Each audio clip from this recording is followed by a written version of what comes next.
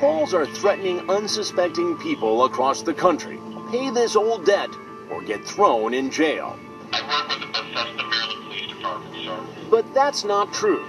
The calls aren't coming from cops in Maryland. Instead, we link them to this building in Buffalo, New York. With hidden cameras, we follow signs to an office with an official-sounding name, Final Claims Asset Locators. We're able to walk around inside for a few minutes and see one person after another working the phones. And we hear this snippet of conversation. There's going to be a detainer, sir. Will you be brought to Maryland and face charges here? It's the same kind of threat we heard on the phone down in Texas.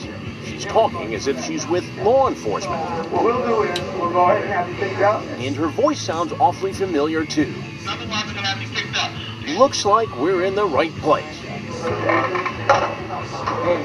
And remember the so-called attorney named Andrew Brisky? Here's the same guy we've seen driving around in a car registered to Andrew Brisky. This is Brisky. I just came in. But what exactly is going on here? We watch the building and notice a pattern. Frequent trips across the street to this supermarket. And when we follow him in one day, it's clear he didn't come here to shop for groceries. It's actually free. He's here to collect cash at a Western Union counter. Do you have more hundreds? Could this be money wired from people who were tricked into thinking they were about to be arrested? People like the Texas couple who fled their home in fear.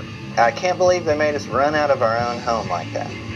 Or Vicki Harrington, who got those threatening calls in the wake of her son's cancer treatment. What gives you the right to impersonate an officer and threaten me? We watch the cash come in. So we decide to follow the money and find out who's behind the company that calls itself Final Claims Asset Locators. We trace the firm to this man, Tobias Boylan, and find out his business seems to be operating under other names as well. And he appears to have another enterprise going. In this video posted on the web, Boylan goes by the nickname Bags of Money, and apparently fancies himself some kind of showbiz entrepreneur. I didn't realize so many beautiful women in the town really just want to do their thing. I'm going to have to create a vehicle for them to do their thing. And check out this van, a company car emblazoned with the words Thug Motivation. Perhaps a fitting slogan when you consider that Boylan is a convicted felon. He and company co-founder Dorian Wills served time in prison for armed robbery before opening their debt collection business. That may seem surprising to you, but it's not to attorney John Fugate.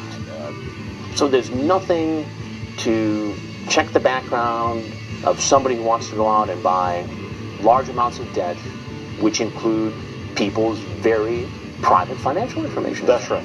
And anybody with two nickels to rub together can buy a debt portfolio and set up and start collecting the debts. Boylan's operation is legally incorporated, and we obtained documents showing he's been in the debt buying business for years. But Final Claims Asset Locators is not a member of the industry trade group. We wanted to learn more about Boylan. We track him to this house in a rundown Buffalo neighborhood. Boylan's getting to his Hummer right now. In the driveway, a shiny black Hummer, another company car. We follow him as he drives the Hummer around town on fall mornings and snowy winter days. He seems to have plenty of time on his hands. Watch him run errands, visit the dentist, eat lunch at a pancake house, and occasionally he stops by the office. Back at the house, we decide to pay him a visit and ask about his debt collection business. You got a big, mean dog. We hear people inside. But when we come knocking, no one answers the door. So we head over to corporate headquarters. We arrive to a busy office. Hey, how are you?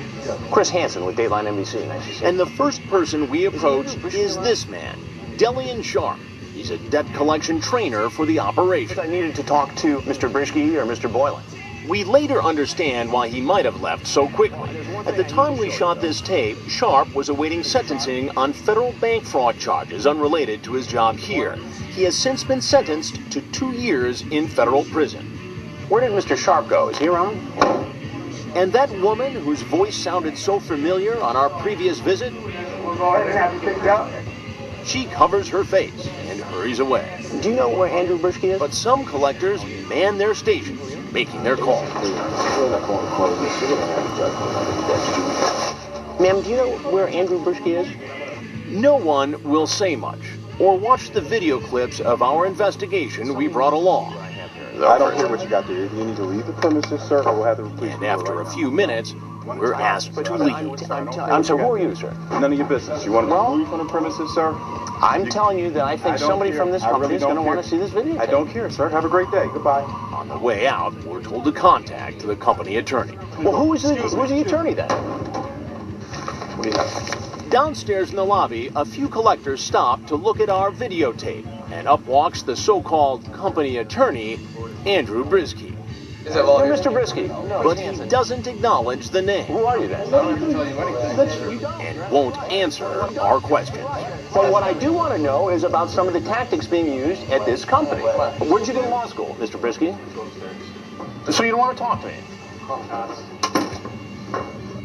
The Debt Collection Trade Group, which believes most collectors follow the law, says the industry is so vast it's virtually impossible to monitor each company. We are trying to figure out ways to remove the bad actors. You said you were an officer? But after seeing footage of our investigation, she acknowledges that more needs to be done. Is there a gap in the regulation? Is enough being done? What we've seen today, I think the answer is clear. Since our report first aired in March, some steps have been taken to crack down on debt collectors who violate the law. This is one of those areas that cries out for more scrutiny and more regulation. In New York, a national mecca for debt collection operations, Attorney General Andrew Cuomo has taken a series of actions. We're looking to stop the most egregious activity first. What offends you most about the activity that you've seen? You have all sorts of innocent people who've been caught in this web, who didn't owe anyone anything. They use these terrible, aggressive terrorist tactics that also happen to be illegal. Remember LHR? The right way. We bring in a lot of money, so it's like, it's worth it for people still to be illegal. The new addition into LHR and nearly 24 collection agencies in the region. Was I needed to talk to Mr. Brisky or Mr. Boylan? And Final Claims Asset Locators? It was shut down in June, along with other debt collection operations run by Tobias Boylan. In an early morning raid, police searched the offices where Dateline had gone looking for Boylan. Investigators seized computers and dozens of boxes of documents. At Boylan's home, police say they found a sizable weapons cache, including an AK-47 rifle and a loaded semi-automatic pistol that police say he was carrying during the raid. Boylan was taken away in handcuffs and pleaded not guilty to a felony weapons possession charge that alone could land him in jail for up to 15 years if convicted.